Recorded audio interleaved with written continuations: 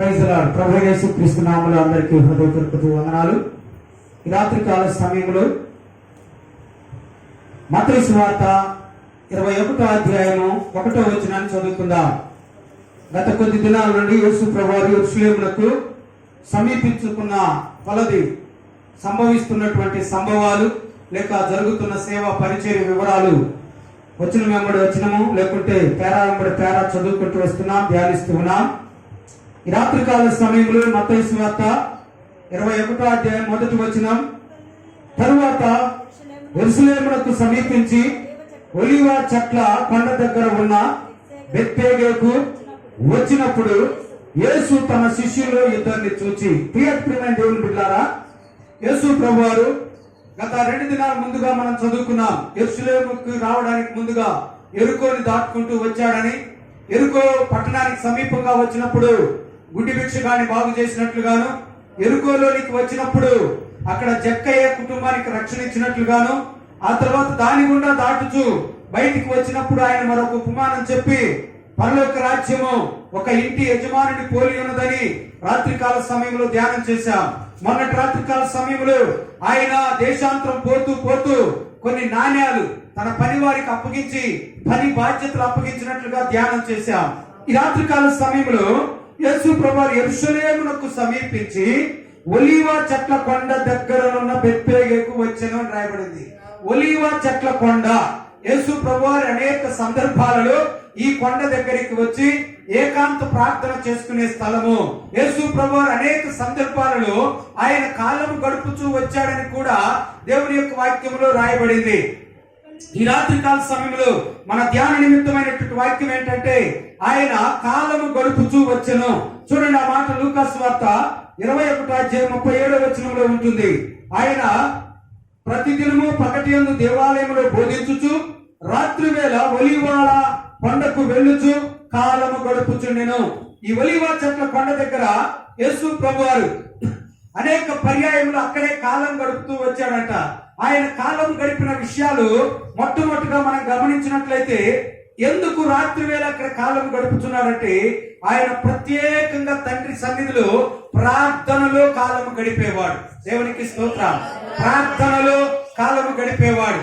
మనుషులు చాలా రకాలైనటువంటి విషయాల్లో కొందరు కొన్ని విషయాల్లో కాలం గడుపుతూ ఉంటారు. కొంతమందిని చూస్తే మరి బజార్లలోనే ఎక్కువ టైము కాలం గడుపుతూ ఉంటారు. కొంతమంది కుటుంబానికి కూడా దూరంగా ఉండి ఉద్యోగం నిమిత్తమై అక్కడే కాలం గడుపుతూ ఉంటారు. కొంతమంది కొన్ని వ్యసనాలలో కాలం గడుపుతూ ఉంటుంటారు. కొంతమంది రాత్రనక పగలనక పొలాలలోనే మందలు కాసుకునే వారిగా, లేకుంటే రాత్రి జాములు యందు కూడా పొలాలని కాపాడుకుంటూ పైర్లు వేసుకుంటూ నీళ్లు పెట్టుకుంటూ అక్కడ కాలం గడుపుతూ ఉంటుంటారు. కొంతమంది కొన్ని విధాలుగా కాలం గడుపుతూ ఉంటారు. కొంతమంది స్త్రీలు ప్రతి చిన్న విషయానికి పెద్ద విషయానికి భర్త నుండి అలిగిపోయి తల్లిగారికి కాడ కాలం గడుపుతుంటారు. దేవునికి స్తోత్రం కలుగును గాక. కొంతమంది మరి ఒకరి పక్షాన ఉంటూ మరొకరి కాడ కాలం గడుపుతూ ఉంటుంటారు వృద్ధాప్యం వచ్చి. ఇలాంటి కాలం గడిపే అనుభవాలు ఒక్కొక్కరికి ఒక్కో రకంగా ఉంటాయి. కానీ యేసయ్య ప్రార్థనలో కాలం గడుపుతున్నాడట. యేసయ్య ప్రార్థన చేయడంలో కాలం గడుపుతున్నాడు. ఈ రాత్రి కాల సమయంలో యేసయ్య 2 రకాల అనుభవాలు, కాలం గడిపిన అనుభవాల గురించి బైబిల్ తెలియజేస్తుంది. మొదటిది, పగటి యందు దేవాలయంలో బోధిస్తూ ఉన్నాడు. రాత్రి యందు ఒలీవ కొండకు వెళ్లి ప్రార్థన చేయడంలో కాలం గడుపుతున్నాడు. దేవునికి స్తోత్రం. కాలం గడుపుతాం ఏదో కాలం గడిపేస్తున్నాం అన్నట్టు కాకుండా, కొంతమంది ఎట్లా ఉన్నారంట, ఏదో కాలం గడిపేస్తున్నట్ట అంటారు. అంటే వారికి సుఖం లేదు, సంతోషం లేదు, నెమ్మది లేదు, కానీ కాలం అయితే అట్లాగా గడిపేస్తున్నాం అన్నట్టుగా ఉంటారు. కానీ యేసయ్య తండ్రి సన్నిధానంలో కాలం గడుపుతున్నాడు. తండ్రి సాన్నిధ్యాన్ని కోరుకుంటున్నాడు. తండ్రి సముఖానికి వస్తూ ఉన్నాడు. దేవునికి స్తోత్రం కలుగును గాక. హల్లెలూయా. ఇక్కడ మనం గమనించాల్సిన విషయం ఏంటంటే మనము ఎక్కడ కాలం గడుపుతున్నాం, మన కాలం ఎలా గడుపుతున్నాం. దేవునికి స్తోత్రం కలుగును గాక. కొంతమంది కాలం గడుపుతూ ఉంటారు. ఓరక ఈ ఇంటి విషయాలు ఆ ఇంటికి, ఆ ఇంటి విషయాలు ఈ ఇంటికి మోసుకుంటూ ఇదే కాలం గడిపేస్తా ఉంటారు. కొంతమంది కాలం గడుపుతుంటారు, ముచ్చట్లు చెప్పి ఆ ఇంట్లోనే తినడానికి కాలం గడుపుతూ ఉంటారు. ఇలాగ కాలం గడపడం అనేది కొందరికి కొన్ని రకాలుగా ఉంటే, యేసుక్రీస్తుకున్నటువంటి మంచి లక్షణము దేవుని బిడ్డలమైన మనము ఆయన స్వకీయ సాంపత్యముగా ఆయన స్వరక్తముతో కాలం గడపాలని వాక్యం చెప్తుందంటే రాత్రి వేళ ఒలీవ కొండకు వెళ్ళి యేసయ్య తండ్రి సన్నిధిలో ప్రార్థనలు కాలం గడుపుతున్నాడు. పగటి వేళ దేవాలయంలో బోధిస్తున్నాడు, పగటి వేళ దేవుని సన్నిధిలో గడుపుతున్నాడు, లేక ప్రజలకి దేవుని యొక్క వాక్యాన్ని బోధించి ప్రజలతో కాలం గడుపుతూ రాత్రి వేళ తండ్రితో కాలం గడుపుతున్నాడు. రాత్రి వేళ తండ్రి అయిన ఆయన యొక్క తండ్రి అయినటువంటి దేవునితో కాలము గడుపుతూ తండ్రి సమాచారము లోకములో ఉన్న ప్రజలకి ఏమి ఆయన చిత్తమేమన్నదో బయలుపరచుటకై ఆయన రాత్రి జాముల యందు తండ్రితో కాలము గడుపుతున్నట్లుగా మనం చూస్తున్నాం. ఒకటి గుర్తుపెట్టుకోండి, యేసయ్య కాలం గడిపే అనుభవాలు ప్రార్థనలు కాలం గడుపుట. మీరు రాసుకునే వాళ్ళు రాసుకోండి. మొదటి అనుభవం ఏంటంటే యేసయ్య ప్రార్థనలో కాలం గడపడం. ఉపవసించి 40 రాత్రి పగలు కూడా తండ్రి సన్నిధిలో కాలం గడిపేశాడు. ఉపవాసం ఉండి ప్రార్థన చేసి ఆయన దేవుని ఆ యొక్క మరి సన్నిధిలో కాలం గడిపినట్లుగా మనం చూస్తూ ఉన్నాం. మొదటి అనుభవం ఆయన ఏంటంటే ఎక్కడ కాలం గడుపుతున్నాడట? ప్రార్థనలో. యోహాను సువార్త 3వ అధ్యాయం 2వ వచనంలో అటు తరువాత యేసు తన శిష్యులతో కూడా యూదయ దేశమునకు వచ్చి అక్కడ వారితో కాలము గడుపుతూ బాప్తిస్మం ఇచ్చుచుండెను. కాలము గడపడం అంటే ఇక్కడ తండ్రి పరిచర్యను చేసిన తరువాత దేవాలయంలో బోధించిన యేసయ్య పగటి వేళ బోధించిన బోధకు ప్రతిగా ఎంతో మంది యేసు క్రీస్తులోనికి రావడము, రక్షణ పొందడము, వారికి బాప్తిసాలు ఇవ్వడము, ఈ విధముగా సేవలో కాలము గడుపుతున్నాడు ఆయన. దేనిలో? ప్రార్థనలోను సేవలోను ఆయన కాలం గడుపుతున్నాడు. పగటి వేళ బాప్తిసాలు ఇస్తూ ఉన్నాడు, దేవాలయంలో బోధిస్తున్నాడు, బాప్తిసాలు ఇస్తున్నాడు, రాత్రి వేళ తండ్రి సన్నిధిలో గడుపుతున్నాడు. 2 ప్రాముఖ్యమైనటువంటి లేక యేసయ్య అనుభవాలు మనకు కనబడుతున్నాయి. ఈ రాత్రి కాల సమయంలో ఇవి చాలా మంచి అనుభవాలు. మనము రాత్రి జాముల యందు దేవుని సన్నిధిలో మెలకు వచ్చినప్పుడు లేచి ప్రార్థనలో గడుపుటన్నది అది మంచి కాలము గడపడం. దేవునికి స్తోత్రం. ఆ కాలాల్లో కొన్ని అనే విషపు గడియలని కూడా లోకస్తులు చెప్తూ ఉంటారు. ఆ గడియలు మన నుండి దూరమగినట్లు యేసు ప్రభువారు కూడా ప్రార్థనలు తండ్రి నీ చిత్తమైనది ఎలా ఈ గడియ నా యొద్ద నుండి తప్పించమన్నట్లుగా మనము ప్రార్థనలో కాలం గడపాలి. అందుకే 90వ కీర్తన 14వ వచనములో ఈ విధంగా రాయబడి ఉంటుంది. కీర్తన గ్రంథము 90వ కీర్తన 14వ వచనం చదవండి ఎవరైనా ఒకరు. ఉదయమున నీ కృపతో మమ్మలను తృప్తిపరచుము, అప్పుడు మేము మా దినములన్నీ ఉత్సహించి సంతోషించుదుము. దేవునికి స్తోత్రం. కీర్తనకారుడైన దావీదు చెప్పుతున్న మాట ఏంటంటే ఉదయమున, అక్కడ మోషే కీర్తనది, ఉదయమున నీ కృపతో మమ్మలను తృప్తిపరచుము, దినమంతా మేము సంతోషంగా ఉంటాము అని వాక్యం చెప్తుంది. ఏమిటంటే రాత్రి జాముల యందు ఆయన ప్రార్థనలో ప్రభువా ఈ పగటి వేళ నీ కృప నాకు తోడుగా ఉంచు, నీ కృపతో నన్ను నింపు నాయనా, నీ కృపాసనం దగ్గర ఉన్న నాకు నవనూతనమైనటువంటి కృపను అనుగ్రహించమని ప్రార్థన చేస్తూ దావీదు కూడా 84వ కీర్తన 10వ వచనములో నీ ఆవరణములో ఒక్క దినము గడుపుట 1000 దినముల కంటే శ్రేష్టం. కాలం గడపడం అంటే దేవుని సన్నిధిలో గడపటం అని దావీదు తెలియజేస్తున్నాడు. దేవుని సన్నిధిలో ఒక్క దినము గడుపుట 1000 దినముల కంటే శ్రేష్టమని దావీదు కూడా దేవుని సన్నిధిలో గడపడం ఇష్టపడుతున్నాడు. దేవునికి స్తోత్రం. ఈ రోజుల్లో జనులు చాలా విషయాల్లో దేవుని సన్నిధిలో గడపడానికి ఎక్కువ ఇష్టపడరు. కానీ మరి ముసలమ్మ ముచ్చట్లో కాలం గడిపేస్తూ ఉంటారు, ముసలమ్మ ముచ్చట్లో కాలం గడిపేస్తూ ఉంటారు, కొందరు తిరణాలలో కాలం గడుపుతూ ఉంటారు, కొందరు లోక వ్యవహారాల్లో కాలం గడుపుతూ ఉంటారు, కొందరు ఎప్పుడు కూడా ఆ ఊరు ఈ ఊరని యాత్రల్లో కాలం గడుపుతూ ఉంటారు. కానీ భక్తుడైనటువంటి దావీదు యేసుక్రీస్తు లాంటి మంచి స్వభావం కలిగిన వాడై ఆయన దేవుని సన్నిధిలో గడుపుటకు ఇష్టపడుతున్నాడు. ఆయన దేవుని సన్నిధిలో గడుపుతున్నాడు. ఎందుకంటే భక్తిహీనుల గుడారం యొక్క నివసించుట కంటే నా దేవుని మందిర ద్వారం వద్ద నుండి నాకు ఇష్టము. అదే అక్కడ కాలం గడపడం నాకు ఇష్టం అంటున్నాడు. మరి మనము కూడా దేవుని సన్నిధికి వచ్చి ప్రతిరోజు మరి కొంత సమయం దేవుని సన్నిధిలో గడిపితే దేవుని కృపాక్షేమాలు తోడుగా ఉండి దినమంతా సంతోషంగా గడపడానికి అవకాశం. ఇది ఎరిగిన దావీదు చిరకాలమున దేవుని సన్నిధిలో ఉండాలనుకుంటున్నానని 23వ కీర్తన 6వ వచనంలో తెలియజేస్తాడు. 52వ కీర్తన 8వ వచనంలో నిరంతరము నేను దేవుని మందిరంలో పచ్చని ఒలివ చెట్టు వలె ఉంటానంటున్నాడు. కాబట్టి దేవుని సన్నిధిలో ఉండడానికి ఇష్టపడినటువంటి దావీదు ఉన్నతంగా ఆశీర్వదించబడ్డాడు. యేసయ్య తండ్రి సన్నిధిలో కాలం గడుపుతూ పగటి వేళ బోధ చేస్తున్నాడు. పగటి వేళ అనేకులకు బాప్తిస్మం ఇచ్చే సేవా కార్యక్రమంలో కూడా ఆయన ఉంటున్నట్లుగా, దేవుని రాజ్య సువార్త పరిచర్యలో ఉన్నట్లుగా మనం చూస్తూ ఉన్నాం. అందుకని 116వ కీర్తన 9వ వచనంలో కూడా దావీదు ఇలాగంటాడు, సజీవులున్న దేశంలో యెహోవా సన్నిధిని నేను కాలం గడుపుదును అంటాడు. ఎక్కడంటే కాలం గడిపేది? సజీవులున్న దేశం. సజీవులంటే ఎవరు? మరణ బంధకం నుండి విమోచింపబడిన వారు. సజీవులంటే ఎవరు? సజీవుడైన దేవుని వారసత్వం పొందుకున్న వాళ్ళు. దేవునికి స్తోత్రం. సజీవులున్న దేశంలో యెహోవా సన్నిధిని నేను కాలము గడుపుదును. ప్రియమైన దేవుని బిడ్డలారా, ఎంత మంచి లక్షణం దావీదుకి, ఎంత మంచి అనుభవం దావీదు అనుభవం. దావీదు అందుకే దేవునికి ఇష్టడిగా ఉన్నాడు. దావీదు అందుకే హృదయానుసారుడిగా ఉన్నాడు. మరి మనము కూడా దేవునికి ఇష్టంగా ఉండాలి అంటే దేవుని సన్నిధిలో గడపడం నేర్చుకోవాలి. దేవుని సన్నిధిలో గడపాలి. ఒక్క దినము గడిపితేనే 1000 దినముల కంటే శ్రేష్టమని భక్తుడు చెప్తుంటే, ఇక మనము రోజు ఆయన సన్నిధిలో కొంత సమయం గడుపుతూ ఉంటే అది ఎంత ధన్యకరం అవుతుందో మీరే అర్థం చేసుకోవాలి. అది ఎంత ఆశీర్వాదకరం అవుతుందో మీరే అర్థం చేసుకోవాలి. రాత్రి జాముల యందు మెలకువలు వస్తున్నప్పుడు వెంటనే లేచి మోకాళ్ళుని ప్రభు సన్నిధిలో మరి మహిమ స్వరూపి అయినటువంటి దేవుని ముఖ దర్శనం చేయనట్లు మోకాళ్ళుని ప్రార్థన చేస్తామంటే ఆ దినమంతా కృపాక్షేమాలు మనకు తోడుగా ఉంటాయి. ఆ దినమంతా కూడా మనము మరి సాతాను కీడు నుండి తప్పించబడతాం. ఎందుకంటే సాతానుడు మనల్ని ఎప్పుడు శోధించాలని ప్రయత్నం చేస్తుంటాడు. సాతానుడు మనల్ని మోసగించాలని ప్రయత్నం చేస్తూ ఉంటాడు. అయితే మనం శోధనలోను ఉరిలోను పడకుండానట్లు రాత్రి జాముల యందు లేచి ప్రభు పాదాలు ప్రణమిల్లితే ఆ పగలంతా దేవుని కృపాక్షేమములు మనకు తోడుగా ఉండి ఆయన సన్నిధిలో గడుపుటను బట్టి శ్రేష్టతను పొందుకుంటామని ప్రభు పేరు నేను మనవి చేస్తూ ఉన్నాను. అలాగే మనం చూసినట్లయితే ప్రియమైన దేవుని బిడ్డలారా, అపోస్తలుడైన పౌలు తీతుకు రాసిన పత్రికలో ఏమని చెప్తున్నాడంటే 3వ అధ్యాయం 3వ వచనం, తీతుకు రాసిన పత్రిక 3వ అధ్యాయం 3వ వచనం, ఎందుకనగా మనము కూడా మునుపు అవివేకులమును అవిధేయులమును మోసపోయిన వారమును నానా విధములైన దురాశలకును భోగములకును దాసులమై ఉండి దుష్టత్వమందును అసూయయందును కాలము గడుపుచు అసహ్యులమై ఒకరినొకరు దేశించుతూ ఉంటివి గాని.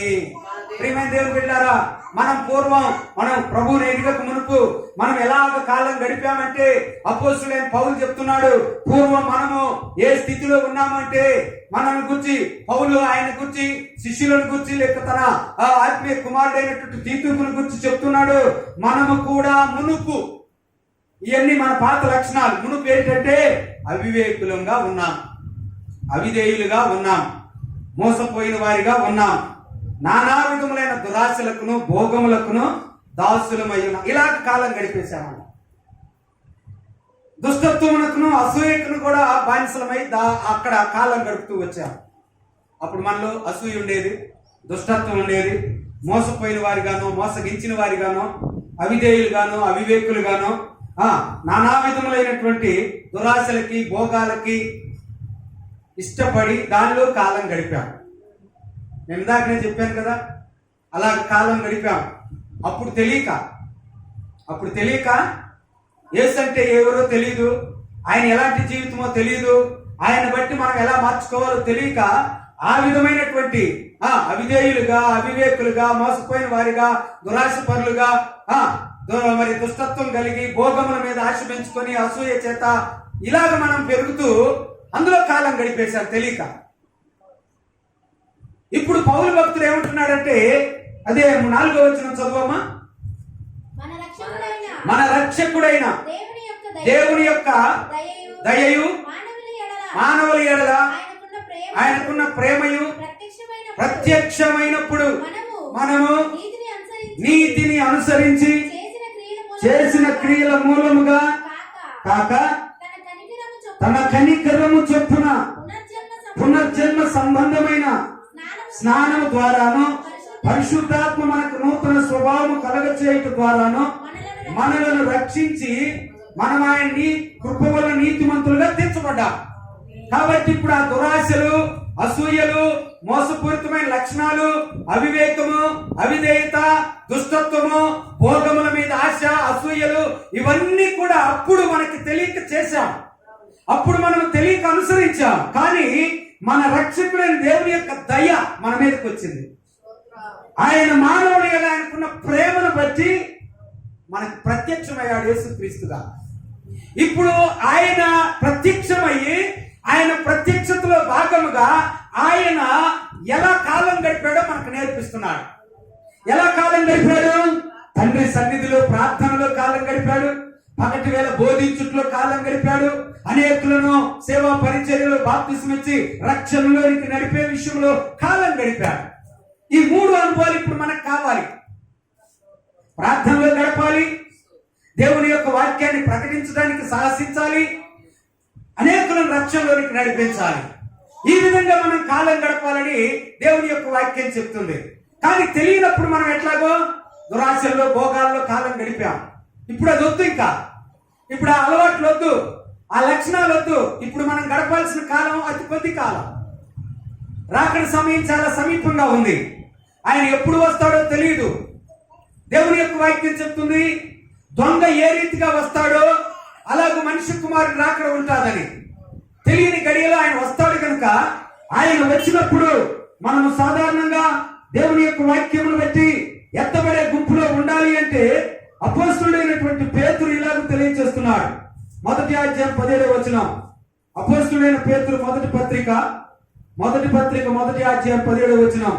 పక్షపాతము లేకుండా క్రియలను బట్టి ప్రతి వారిని తీర్పు తీర్చువాడు తండ్రి అని మీరు ఆయనకు ప్రార్థన చేయుచున్నారు గనుక మీరు పరదేశులైనంత కాలము భయముతో గడపండి అన్నాడండి.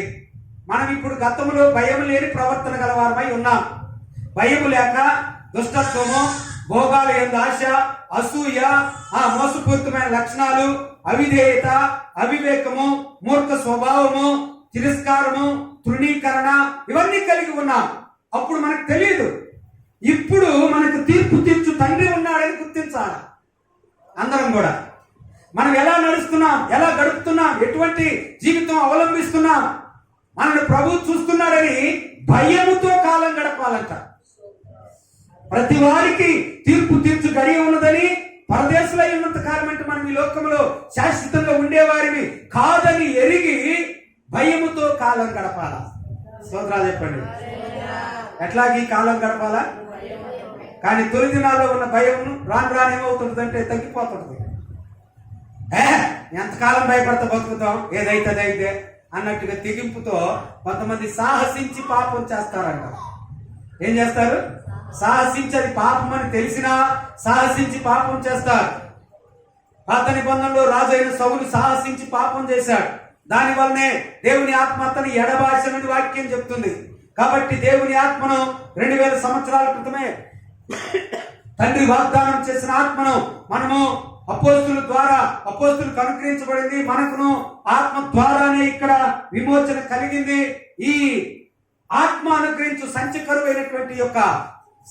అనబడినటువంటి యొక్క ఆత్మను మనం కాపాడుకున్నట్లు భయముతో కాలం గడపాలి. ఎప్పుడు వస్తాడో తెలియదు. వస్తాడన్నది మాత్రం సత్యం, మాట తప్పడు. వచ్చినప్పుడు తన వారిని తనతో కూర్చుండబెట్టుకుంటూ తీసుకుని వెళ్తాడు. మార్కు సువార్త 3:17 వాక్యం ఇలా తెలియజేస్తుంది. మార్కు సువార్త 3:17. జబదయి కుమారుడగు యాకోబు అతని సహోదరుడగు యోహాను వీరిద్దరికి అది కాదు, తనతో కూర్చుండబెట్టుట కొరకై అని ఒక మాట ఉంటుంది. వారు ఆయనతో కూడా కూర్చుండి. సరే, వచ్చిన గుర్తులేదు. దేవునికి స్తోత్రం. నిన్న వచ్చిన సరే అమ్మ చదువు. తనతో కూడా ఉండునట్లును దయ్యములను వెళ్ళగొట్టుటకును తనతో కూడా ఉండునట్లు. ఈ మాట మీరు అండర్లైన్ చేసుకోండి. మనము ఆయనతో కూడా ఉండునట్లు ఆయన మనల్ని మరి తీతుకు రాసిన పత్రిక 3:7 నిత్య జీవమును గురించి నిరీక్షణ బట్టి దానికి వారసుల మొదటికై ఆ పరిశుద్ధాత్మను రక్షకుడైన యేసుక్రీస్తు ద్వారా ఆయన మన మీద సమృద్ధిగా కుమ్మరించను.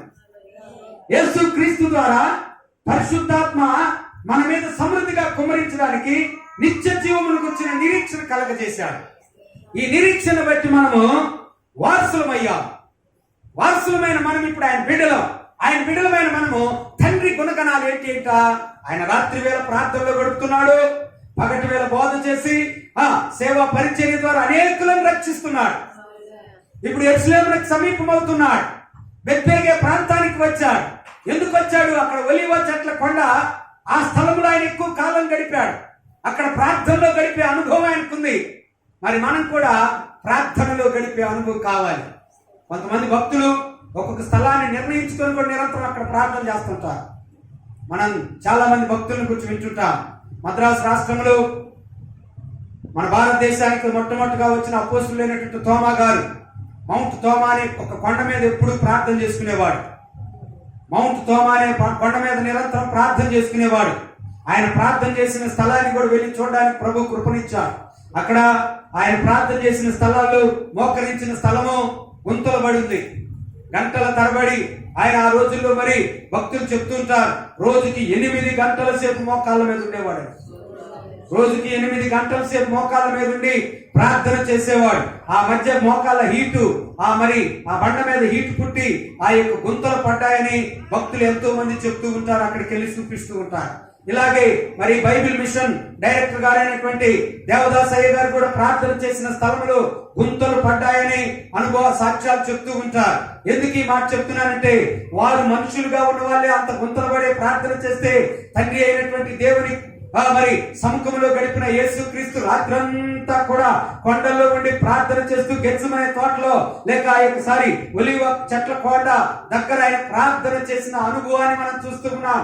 అలాగే నీవు కూడా ఒక ప్రత్యేకమైనటువంటి స్థలమును ఏర్పాటు చేసుకుని కూడా ఆకాశమందున దేవుని వైపు చేతులెత్తి నిరంతరం ప్రార్థన చేయడం అలవాటు చేసుకుంటే, నీవు దేవునితో గడపడం నేర్చుకుంటే కృపాక్షేమములు తోడుగా ఉంటాయి. నిన్ను బట్టి నీ సంతానము వర్ధిల్లుతుంది, నిన్ను బట్టి నీ కుటుంబం ఆశీర్వదింపబడుతుంది.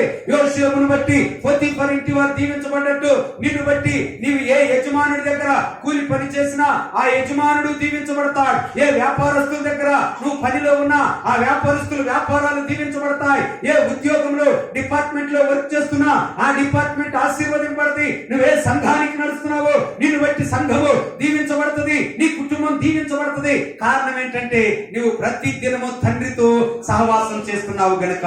దానియేలు దేవునితో సహవాసం చేసేవాడు కనుక సింహాల నోరు మూసుకోవడమే కాదు, బబులోను సామ్రాజ్యం దీవించబడ్డట్టుగా మనం చూస్తూ ఉన్నాం. యోసేపు దేవుని సన్నిధిలో గడుపుతున్నాడు కనుకనే దేవుని యొక్క వాక్యమును బట్టి మనం చూస్తే యోసేపును బట్టి పోతీఫరు ఇంటి వారు దీవించబడ్డట్టుగా చూస్తున్నాం. కాబట్టి రాత్రి కాల సమయంలో ప్రియ సహోదరి సహోదరుడా, నీ ఊరక 2 మాటలు అయ్యా నన్ను దీవించని చెప్పి కూర్చోవడం కాదు, కానీ ఎక్కువ సమయం దేవుని సన్నిధిలో గడుపునట్లు నిన్ను నువ్వు పురికొల్పుకోవాలి. కనీసం ప్రతి దినము 1 గంట అయినా ప్రభు సన్నిధిలో ప్రభు దగ్గర ప్రతి దినము 1 గంట గడపడానికైనా మోకాటి అనుభవంలోనికి రావాలి. ప్రతి విశ్వాసి 1 గంట ప్రార్థన చేస్తే అది ఏమవుతుందంటే ఆ దినమున నీవు నీ ఇంటి చుట్టూ ఒక ప్రాకారాన్ని ఏర్పాటు చేసుకున్నట్టుగా అవుతుంది. అది నీ ఇంటి చుట్టూ ఒక కంచెను ఏర్పాటు చేసుకున్నట్టుగా అవుతుంది. అది నీ జీవితాన్ని ఎంతో ప్రభావితం చేస్తుంది. దాని ద్వారా నీ మాటలు ఫలభరితంగా ఉంటాయి. దాని ద్వారా నీ పొందుకునే ఆశీర్వాదము అది మరి బహు విస్తారంగా ఉంటుందని వాక్యం చెప్తుంది. కాబట్టి ప్రార్థనలు గడిపిన యేసయ్యను పోలి మనం నడుచుకోవాలి. ప్రార్థన అనేది చాలా ప్రాముఖ్యమైనది. ప్రార్థన అనేది భూలోకమును తల్లకిందులు చేయగలిగినది. ప్రార్థన అనేది ప్రియులరా సముద్రాలను ఎండిపోచేసేసింది. ప్రార్థన అనేది కొట్టగోడలు కూల్చగలిగింది. ప్రార్థన అనేది ఆకాశం నుండి మన్నాను కురిపించింది. ప్రార్థన అనేది చక్కముకి రాత్రి బండ నుండి నీళ్లు రప్పించిన అనుభవం ప్రార్థనలో ఉంది. ప్రార్థన ద్వారా ఆకాశం నుండి అగ్ని కురిపించి ఎత్తుని బుక్కిని కందకమును కట్టెలను దహింపచేసిన ఏలియా ప్రార్థన లాంటి ప్రార్థన ఈ దినాల్లో మనకెంతో అవసరం ప్రియులారా. ప్రార్థన చేసినందువలన స్నేహితుల కొరకు ప్రార్థించిన యోబు కోల్పోయినంత తిరిగి పొందుకున్నాడని కూడా యోబు గ్రంథం 42:10 దేవుని యొక్క వాక్యంలో చూస్తున్నాం. కాబట్టి ప్రార్థన కావాలి. యేసయ్య ప్రార్థనలో గడిపేవాడు. యేసయ్య లాంటి ప్రార్థన మనం కూడా కొంతైనా చేయడానికి అలవర్చుకోవాలి. ప్రార్థనలు గడపాలి. ప్రార్థన చేసేటప్పుడు ఏక మనస్సుతో ప్రార్థన చేయాలి. మార్క్స్ వార్త 11:24 మీరు అడిగి ఉన్నవన్నీ పొంది ఉన్నామని నమ్మమని ప్రభువు చెప్తున్నారు. ప్రార్థన చేసేటప్పుడు వచ్చినప్పుడు నేను అడిగింది లేక నా కోసం దైవజనులు ప్రార్థించింది నాకు కలుగుతుంది, నేను మేలు పొందుతున్నా, నాకు విడుదల కలుగుతుంది, నా రోగం నుండి విముక్తి కలుగుతుంది, నా బాధల నుండి విడుదల వస్తుంది, నా కుటుంబం దీవెనకరంగా మారుతుంది, నా భర్త మారుతాడు, నా బిడ్డలు మారి ప్రయోజకులు అవుతారు, నా కుటుంబం క్షేమాభివృద్ధి పొందుతుందని విశ్వసించి ప్రార్థన చేస్తే దేవుడు దానికి ఆమేన్ చెప్తాడు. అలాగూ జరుగుతుంది. అలాగూ జరిగినట్లు నీవు అడిగే ప్రతి ప్రార్థన దేవుడు ఇస్తున్నాడు, నా పక్షమును నెరవేరుస్తున్నాడని నమ్మాలి. అలాగ చేసి నువ్వు దేవునికి దగ్గర అవ్వాలి. చూడండి, రాజు అయినటువంటి హిజ్కియా మరణకరమైన రోగంతో ఉన్నాడు. ప్రవక్త వచ్చాడు, యేషయా నీ దీపం ఆరిపోబోతుంది, నీ ఇంటిని చక్కబరుచుకోమంటే ఆయన పోయి నాకు ప్రార్థన చేద్దామను, లేకుంటే సాయంత్రం పూట చేద్దామని రోజు చేసుకున్నట్టాను ఇలా భావించక ఆ చెప్పిన ప్రవక్త ఇంకా 3వ గేటు దాటకు తలికే గోడ తట్టు తిరిగి కన్నీరు విడిచి ప్రార్థన చేశాడు. గోడ తట్టు తిరిగి కన్నీరు విడిచి ప్రార్థన చేశాడు. బైబిల్ చెప్తుంది, ప్రియమైన దేవుని బిడ్డలారా, హిజ్కియా కన్నీళ్లు దేవుడు చూచెను అని రాయబడింది. దేవుడు ఆ కన్నీళ్లను చూచాడు. ఆయన కన్నీళ్లను చూచి ఆయుష్కాలని పొడిగించాడు. దేవునికి స్తోత్రం, దేవునికి స్తోత్రం. ప్రియ సహోదరి, యేసయ్య కూడా మనకి నేర్పిస్తున్నాడు. మత్తయి సువార్త 26:41-42 వచనాల్లో మీరు శోధనలో ప్రవేశింపకుండానట్లు మెలకువగా ఉండి ప్రార్థన చేయమన్నారు. ఇది మాటకే మాత్రమే పరిమితం కాక మోకాటి అనుభవంలోనికి రావాలి. నీ మోకాళ్ళు నల్లబడినట్లు నువ్వు ప్రార్థన చేస్తే నీ ముఖం తెల్లబడుద్ది, నీ ముఖం ప్రకాశవంతంగా మారుద్ది, నీ ముఖం వెలుగుమయంగా మారుద్ది. నీ ముఖంను చూసినప్పుడు ఓ రాజుకు దయ పుట్టునట్లుగా మారుద్ది. ఆ రాజు మహిమ కలిగిన రాజు అని మరి కీర్తన 24వ కీర్తనలో దేవుని యొక్క వాక్యం చెప్తుంది. మహిమ గల రాజు ప్రవేశించినట్లు గుమ్మములారా మీ తలలు పైకెత్తండి అని. ఆ తలలు అనగానే గుమ్మములు అనగానే ఏమనుకుంటున్నా, ఇంటి గుమ్మాలు కాదు. ప్రియమైన దేవుని బిడ్డలారా, నీ హృదయ తలంపులో నీ హృదయం అనే తలుపు తీస్తే ఆయన అంటాడు, నేను నీతోను నీవు నాతో కలిసి భోజనం చేద్దామని. ప్రకటన 3:20లో. కాబట్టి ఆయన నీతో వచ్చినట్లుగా మనతో ఉండినట్లుగా మనం ఆయన కొరకు హృదయం అనే తలుపు తెరవాలి. అదే ప్రార్థన, అదే ప్రార్థన. ప్రార్థన చేస్తే ఆ తల్లి ఎన్ని సంవత్సరాలు వేదన పడదో తెలియదు, కానీ ఒకరోజు మొక్కుబడితో కూడిన ప్రార్థన చేసింది షిలోహు దేవాలయంలో. ఎవరామె? అన్నా. ప్రార్థన చేసి ఆ రోజు నుంచి అంటే ఆమె విశ్వసించింది కాబట్టి సంతోషంగా వెళ్ళి అన్నపానాలు పుచ్చుకుందంట. ఏం చేసింది? సహోదరి సంధ్యకు కూడా అదే చెప్పాం ఆ రోజు. ఈ రోజు నుంచి నువ్వు సంతోషంగా అన్నపానాలు పుచ్చుకో, భయపడద్దు. దేవునికి స్తోత్రం కలుగును గాక. అలాగే సంతోషంగా అన్నపానాలు పుచ్చుకుని ఆమె దేవుని యందు విశ్వాసం ఉంచింది. కార్యం సఫలమైంది. ఆలస్యమైన ప్రవక్త ఆమె గర్భాన్ని పుట్టాడు. దీర్ఘదర్శి వచ్చాడు.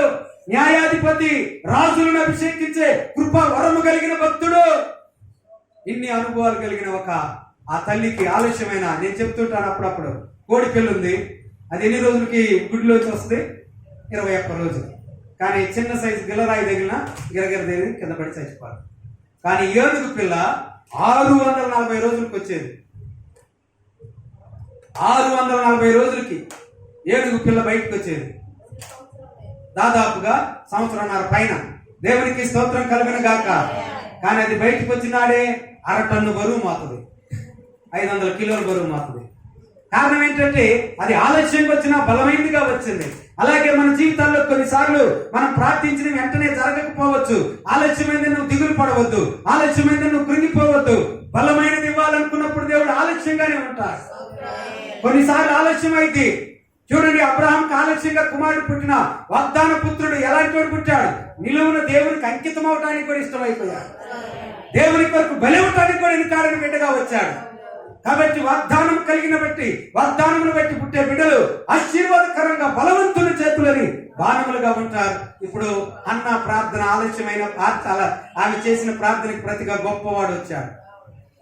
ఈ రోజు మరి దేవుని బిడ్డలంగా యేసయ్యలాగా రాత్రి జాముల యందు ప్రార్థనలో గడిపే అనుభవం, కనీసం వేకువజామున పెందలక్కడ లేచి మోకాళ్ళుని ప్రభు పాదాలు పట్టుకొని ఆ ప్రార్థన చేసేటప్పుడు ఏ విధమైనటువంటి విభిన్నమైన ఆలోచనలు మనసులోనికి రాకుండా ఏకాగ్రత కలిగి ఆయన పాదాల చెంత ఉన్నాను, ఆయన నా ఎదురుగా ఉన్నాడు, నా మనవి వింటున్నాడు, నాకన్నీ ఇస్తాడనే విశ్వాసంతో ప్రార్థన చేయాలి.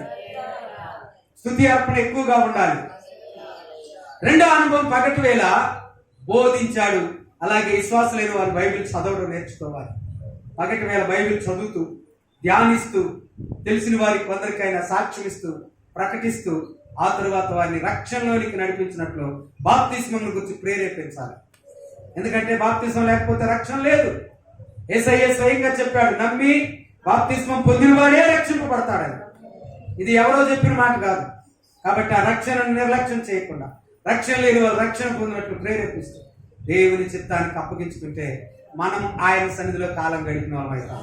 లేకపోతే నాకున్న అలవాట్లు బాగాలేదయ్యా, అవిధేయతగా నేను ఎప్పుడెప్పుడాలనే ఎక్కడ ముసలమ్మ ముచ్చట్లో నేను కాలం గడుపుతాను, నాకు ఇదే బాగుంది అనుకుంటే అది నీ మునుపటి ప్రవర్తన ఇంకా విడవకపోతే అది మారు మనసు అనుభవం కాదు అని ప్రభు పేరు నేను మనవి చేస్తూ ఈ రాత్రి కాల సమయంలో యేసయ్యకున్న 3 మంచి అనుభవాలు, ఆయన కాలం గడిపిన విధానాలు ఏంటి? ఒకటి, రాత్రి జాముల యందు ఒలీవ కొండకు వెళ్లి ప్రార్థనలో గడిపేవాడు, పగటి వేళ దేవాలయంలో బోధించేవాడు. 3వది, బాప్తిస్మ విషయంలో అందరినీ సిద్ధపరుస్తూ వారికి బాప్తిసాలు ఇచ్చినట్లుగా ఆయన అంటే యోహాను సువార్త 3:26లో బాప్తిస్మ ఇచ్చినాడని రాయబడిన 4:2 అంటాడు, ఆయనను యేసు ఇవ్వలేదు కానీ శిష్యుల చేత ఇప్పించుకుంటూ వచ్చాడు.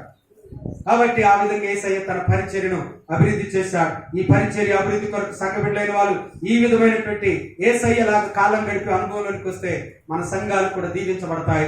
దేవుడి మాటలు మన కొరకు ఆశీర్వదించి మన ఇనికిల్లో భద్రపరిచి అలాగు నడిపించును గాక. ఆమేన్. ప్రార్థన చేసుకున్నాం. తల్ల వంచండి. స్తోత్రం స్తోత్రం స్తోత్రం స్తోత్రం స్తోత్రం స్తోత్రం స్తోత్రం స్తోత్రం స్తోత్రం స్తోత్రం స్తోత్రం స్తుతులకు పాత్రుడా, పరిశుద్ధుడా, ప్రేమ నమ్మకం కలిగిన యేసయ్య, మహిమ కలిగిన యేసయ్య, కృపా కనికరం కలిగిన రాజా, అద్వితీయ దేవుడా, మీకు స్తోత్రం. ఈ రాత్రి కాల సమయంలో ప్రభువా, యేసు ప్రభువా, మీరు ఒలీవ చెట్ల కొండ దగ్గర కాలం గడుపుతూ వచ్చిన అనుభవం ఎలాంటిదో, ప్రార్థనలో కాలం గడిపినట్లుగాను, అయ్యా బోధించట్లో కాలం గడిపినట్లుగాను, బాప్తిసాల విషయంలో కాలం గడిపినట్లుగాను మేము ఈ సన్నిధిలో చూస్తూ ఉన్నాం కనుక మేము కూడా ప్రభువా మునుపటి వ్యర్థ ప్రవర్తన విడిచిన వారమై పూర్వం తెలియక ప్రభువా అయ్యా అవివేకంగాను అవిధేయులుగాను మోసపోయిన వారిగాను దురాశలకి అయ్యా నైనా మరి భోగములకు అయ్యా మరి లోబడిన వారిమై తండ్రి మీకు స్తోత్రమైన దుష్టత్వములను అయ్యా మేము నడుచుకున్న వారిగా ఉన్నాం. కానీ మీ కుమారుడు మా రక్షకుడైన యేసుక్రీస్తు అనుగ్రహించిన నిత్య జీవం వచ్చిన నిరీక్షణ బట్టి కలగ చేసిన రక్షణ పరిశుద్ధాత్మ సమృద్ధిని బట్టి మిమ్మల్ని స్తుతిస్తూ మీలో కాలం గడుపుటకు మాకు నేర్పించండి. దావీదు కూడా ప్రభువా అయ్యా మీ సన్నిధిలో ఒక్క దినము గడుపుట 1000 దినముల కంటే శ్రేష్టమని మీ దేవాలయం గడప దగ్గర కాచుకుని ఉన్నట్లుగా చూస్తూ ఉన్నా. అలాగే సజీవులున్న దేశములు యెహోవా సన్నిధిని నేను కాలము గడుపుదును అని భక్తుడైనటువంటి దావీదు తెలియపరిచినట్లుగా మేము మీ సన్నిధిలో కాలము గడుపుతూ మా బ్రతుకు కాలం అంతా ప్రభువా ఆషేరు గోత్రీకురాలైనటువంటి అన్న దేవాలయంలో కాలం గడిపినట్టుగా మేము గడుపుటకు మా మీద మీ బలమైన అభిషేకమునిచ్చి నూతన పరచమని సంఘాన్ని దీవించమని నాజరేయుడైన యేసుక్రీస్తు నామములో అడిగి వేడుకొనుచున్నామా పరమ తండ్రి. ఆమేన్.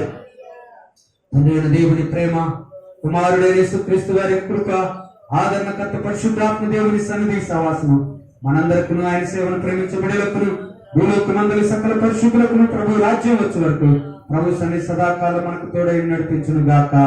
ఆమేన్ ఆమేన్ ఆమేన్. అందరికీ వందనాలు.